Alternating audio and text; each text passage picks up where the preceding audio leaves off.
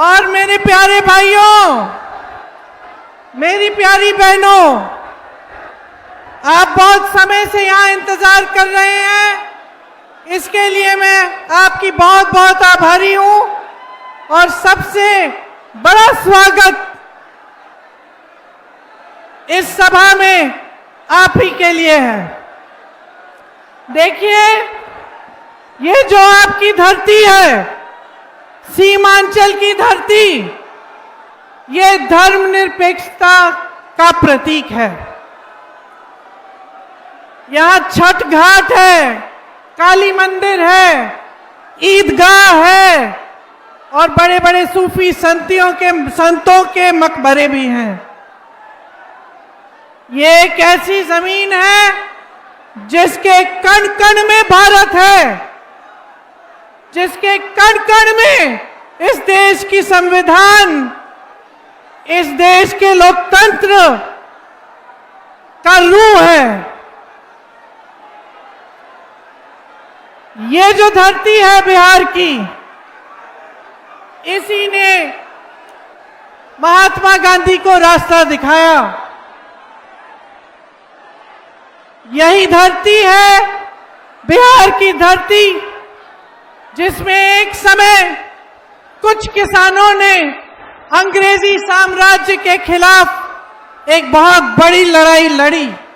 और आप सोच सकते हैं कि वो ऐसा समय था जब आज की तरह ये मोबाइल फोन नहीं थे, टीवी नहीं था, समाचार नहीं जाते थे, लेकिन इन किसानों ने एक इतना मजबूत संघर्ष किया, इतनी वीरता दिखाई कि महात्मा गांधी तक इनकी आवाज पहुंची। और महात्मा गांधी जी बिहार आए। बिहार आकर उन्होंने इन किसानों के साथ कंधे से कंधा लगाया और एक ऐसा सत्याग्रह शुरू किया जो इस पूरे विश्व में अनोखा था। अनोखा इसलिए क्योंकि वो सत्य और अहिंसा पर आधारित था, और इसलिए कि उस समय अंग्रेजी साम्राज्य सबसे बड़ा साम्राज्य था। अब मेरे इतने नौजवान भाई यहाँ खड़े हैं, इन सब बातों से आपका क्या ताल्लुक, मैं बताती हूं। आज जो लड़ाई कांग्रेस पार्टी और महागठबंधन लड़ रही है, वही लड़ाई है जो उस समय महात्मा गांधी जी लड़े थे। आज भी हम आपके अधिकारों के लिए लड़ रहे हैं, आज भी हम सत्य के लिए लड़ रहे हैं, आज भी हम एक साम्राज्य के खिलाफ लड़ रहे हैं, वो है नरेंद्र मोदी का साम्राज्य। आज हमारे प्रधानमंत्री जी उसी तरह से इस देश को चला रहे हैं, जनता को दबाते हैं, के बीच फूट फैलाने का काम उनकी पार्टी करती है। आप आवाज उठाते हैं, आप पर प्रशासन और पुलिस का जोर लगवाया जाता है। आज भी वही आपके अधिकार खतरे में हैं जिनके लिए महात्मा गांधी जी लड़े। क्या है वो अधिकार? उनमें से सबसे महत्वपूर्ण वोट का अधिकार है। ये जो वोट है आपका, जो आप कुछ ही दिनों में डालने जा रहे हैं, इस वोट से आपका भविष्य, आपका जीवन बनता है या बिगड़ता है। ये हमारे संविधान ने आपको एक सबसे बड़ी शक्ति दी है, जिससे आप इस देश की सरकार, इस प्रदेश की सरकार के लिए आप खुद निर्णय ले सकते हैं। और आज आपने देखा है कि संविधान को कमजोर करने की पूरी कोशिश भाजपा वालों ने की, और जब उनको पता लगा कि 2024 के जो आम चुनाव थे कि उसमें कि जनता खिलाफ है संविधान को कमजोर करने की, जनता लड़ेगी, जनता आवाज उठाएगी, तब वो पीछे हटे और उन्होंने जो इनका वोट चोरी का काम है उसको मजबूत करना शुरू किया। वोट चोरी का मतलब यह है कि आपके वोट का अधिकार खत्म करने की साजिश,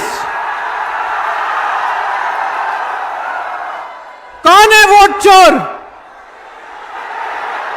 जोर से बोलो, कौन है वोट चोर? नाम लो उनका, नाम लो उनका। उनके साथ 3 और लोग हैं। सबसे पहला ज्ञानेश कुमार, बोलो मेरे साथ, ज्ञानेश कुमार। मेरे साथ बोलो, विवेक जोशी, SS संधू। ये 3 लोग हमारे चुनाव आयोग के सबसे बड़े अधिकारी हैं और इनको इतनी शर्म नहीं है कि इस देश ने उनको दायित्व दिया है, उनको जिम्मेदारी दी है कि हमारे लोकतंत्र की रक्षा करें, हमारे वोट की रक्षा करें, लेकिन इनको शर्म नहीं है। ये आपके यहां से, बिहार से 65 लाख वोट काट रहे हैं, काटे हैं इन्होंने। तो आप बताइए, क्या इनको पद के पीछे छिपने देना चाहिए? क्या इनको अपने पद के पीछे छिपना देना चाहिए, हाँ कि ना? नहीं, बोलो नहीं छिपना है। क्या कुछ महीने बाद ये रिटायर होके चैन की जिंदगी जी सके? ये अच्छी बात है? क्या ये देश इनको भूलेगा? क्या आप इनको याद रखेंगे कि नहीं? जिन्होंने लोकतंत्र के साथ, संविधान के साथ, इस देश की मिट्टी के साथ विश्वासघात किया है, उनको आप भूलेंगे कि याद रखेंगे? याद रखिए इनको, इनके नाम याद कर लीजिए। जैसे एग्जाम के लिए आप मुद्दे याद करते हैं, उसी तरह से ये 3 नाम, और चौथे हमारे प्रधानमंत्री नरेंद्र मोदी जी, 5वें उनके गृह मंत्री अमित शाह जी, आप याद रखिए, क्योंकि वो समय आया और आएगा कि देश को जवाब देना पड़ेगा। और वो समय आएगा जब आप अपने अधिकारों की लड़ाई को मजबूत बनाएंगे, अपने बिहार को मजबूत बनाएंगे, और जो आपके साथ विश्वासघात हो रहा है उसका जवाब आप मांगेंगे। आज मेरे तमाम नौजवान भाई यहां खड़े हैं, बताओ शिक्षित हो कि नहीं? किसने पढ़ाई की है? हाथ उठाओ। की है पढ़ाई? क्या किसी नौकरी के लिए परीक्षा दी? आपको मालूम है कि शायद 25 लाख बच्चे हर साल बिहार में ये परीक्षाएं देते हैं कि नहीं? फिर क्या हुआ? क्या हुआ? पेपर लीक हुआ, आपके रिजल्ट निकले, आपकी नियुक्तियां हुई, और जो तमाम सरकारी पद खाली पड़े हैं बिहार की सरकार ने भरे। आज शिक्षित हो, बेरोजगार क्यों हो? बेरोजगार क्यों हो? मैं बताऊं? देखो, एक जमाने में अगर रोजगार लेना था, ढूंढना था, तो कहां से मिलता? सबसे पहले खेतों से। खेती किसानी से आप कमा सकते थे। यहां पे जो बुजुर्ग बैठे हैं, किसान हैं, बताएंगे कि खेती से कमा भी सकते थे और रोजगार भी बनते थे। क्यों बहने, सच बात है कि नहीं? खेती में काम करते थे, मजदूरी का काम करते थे, अपनी खेती होती थी तो कमाई हो जाती थी। आज क्या परिस्थिति है? कमा के देखो, सुबह से शाम तक खून पसीना बहाओगे, खेती में काम करोगे, लेकिन कमा नहीं पाओगे। सरकार से कोई मदद नहीं मिलती किसानों को। आपको उपज का दाम मिल रहा है? नहीं मिल रहा है। आपको न्यूनतम समर्थन मूल्य मिलता है? नहीं मिलता है। खाद के वितरण के लिए कितना इंतजार करना पड़ता है? आपको ताज्जुब होगा, मैंने यूपी में काम किया है। यूपी में मैं ललितपुर गई थी। ललितपुर में किसान खाद की वितरण की लाइन में खड़ा हुआ, 2 दिन खड़ा रहा। वो वहां से निकलना नहीं चाह रहा था, क्योंकि वो सोच रहा था कि जब खुलेगी, अगर मैं यहां खड़ा नहीं होऊंगा तो मुझे खाद नहीं मिलेगी, मैं बर्बाद हो जाऊंगा। खड़ा खड़ा कुछ नहीं खाया, कुछ नहीं पिया, वहीं पे गिर के मर गया। ये है हालत आज इस देश की, जहां भाजपा की सरकार है। वहां भी 10 सालों से भाजपा की सरकार, और यहां एनडीए की सरकार, और केंद्र में भी ना आपको खाद मिलता है। आप पेट्रोल डीजल खरीदने जाते हैं तो टैक्स पे टैक्स, महंगा से महंगा बन गया है। ट्रैक्टर पे भी टैक्स है, हर चीज हर सामान पे टैक्स है। आप कमाएंगे कैसे? दूसरी तरह से एक सरकार मिलता था, सरकारी कंपनियां, बड़े बड़े सरकारी उद्योग मिल लगते थे, तमाम इंडस्ट्री आती थी, बड़े बड़े हवाई अड्डे बनते थे, सरकारी खदान होते थे। आज क्या समस्या है? नरेंद्र मोदी जी ने लगभग सारे सरकारी जितने भी बड़े उद्योग हैं, अपने 2 बड़े सेठों को दे डाले। कौन है ये सेठ? कौन बताएगा? पहले अडानी जी, बोलो अडानी जी, दूसरे अंबानी जी। आपकी सारी संपत्ति इन दोनों को दी गई है। आप मोदी जी को कभी गांव में देखते हैं? कभी घर आए हैं? कभी किसी किसान के घर में खाना खाया है? कभी किसी बहन से पूछा है कि कैसे गुजारा कर रही हैं ये इस महंगाई के जमाने में? कभी नहीं पूछा ना। सोशल मीडिया किन किन के पास है? सबके पास है। तो मोदी जी को अंबानी जी के बेटे के शादी में आपने देखा कि नहीं देखा? देखा ना। वहां भोजन खाए, वहां हाथ मिलाया, वहां हालचाल पूछे। उनको तो हमने विदेश में भी देखा है, कभी किसी राष्ट्रपति के हाथ पकड़े हुए, कभी चीन में चीन के राष्ट्रपति के हाथ पकड़े हुए बातचीत हो रही है, कभी ट्रंप के साथ भोजन हो रहा है। आपके साथ किसने बिठाया मोदी जी को गद्दी पे? किसने बिठाया? किसने बार बार उनमें विश्वास किया? आपने। किसकी शक्ति थी कि मोदी जी इतने बड़े नेता बने? आपकी। किसकी संपत्ति है कि बांटी जा रही है बड़े बड़े सेठों को? आपकी। और आपकी परिस्थिति क्या है? आपके बच्चे नौजवान यहां खड़े हैं, आप कहीं ना कहीं से जुगाड़ करके, कैसे भी पैसे इकट्ठे करके, कर्ज लेके इनको पढ़ाते हो। और मैं जानती हूं कि आप में से गरीब मां अपने बेटे को सबसे पहले पढ़ाएगी, चाहे कितना भी संघर्ष करना पड़े। मैं ऐसी माताओं से मिली हूं जिनके पास कुछ छोटे मोटे सिलाई के काम किए, किसी के घर में बर्तन मांज लिए। क्यों? क्योंकि अपने बच्चों को पढ़ाना था, अपनी बेटियों को आगे बढ़ाना था, अपने बच्चों की तरक्की चाहते थे। ये सब आप करते हैं। जब आपके बच्चों की शादी का समय आता है, कर्ज लेते हो कि नहीं?